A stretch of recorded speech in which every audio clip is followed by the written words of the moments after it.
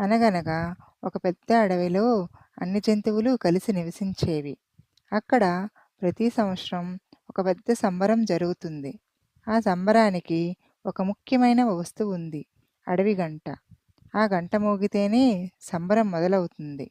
అడవిలో గజ్జు అనే ఒక చిన్న ఏనుగుండేది. గజ్జు చాలా మంచిది. కానీ కొంచెం మర్చిపోతూ ఉండేది. అది సంబరానికి బాధ్యతగా గంటను కాపాడేది. ఒకరోజు ఉదయం గజ్జు చూసింది. గంట ఎక్కడుంది? గంట కనిపించలేదు. అడవిలో అందరూ భయపడిపోయారు. కోతులు అన్నారు, ఎవరైనా దొంగిలించి ఉంటారు. పక్షులు చుట్టూ వెతికాయి. జింకలు అడవిలో పరిగెత్తాయి. కానీ గంట దొరకలేదు. గజ్జు ఏడవసాగింది. ఇది నా బాధ్యత. నేను విఫలమయ్యాను అంది. అప్పుడే చిలుక వచ్చింది. ముందు నిజం తెలుసుకో.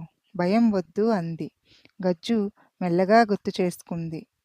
నేను నిన్న చెరువు దగ్గర ఆడుకున్నాను. గజ్జు చెరువు దగ్గరికి వెళ్ళింది. అక్కడ చిన్న అడుగుల ముద్రలు కనిపించాయి. అవి అడవిలోని పందులివి. గజ్జు వాటిని ఫాలో అయ్యింది. చివరికి గంట ఒక పొదలో చిక్కుకొని కనిపించింది.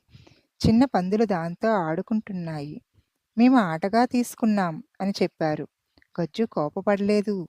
అది మెల్లగా చెప్పింది, ఈ గంట అందరి కోసం, ఆట కోసం కాదు.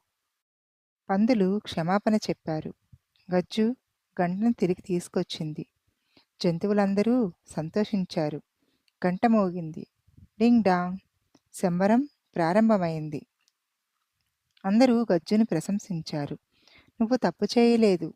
నిజం చెప్పడం వల్ల గొప్పవాడివయ్యావు.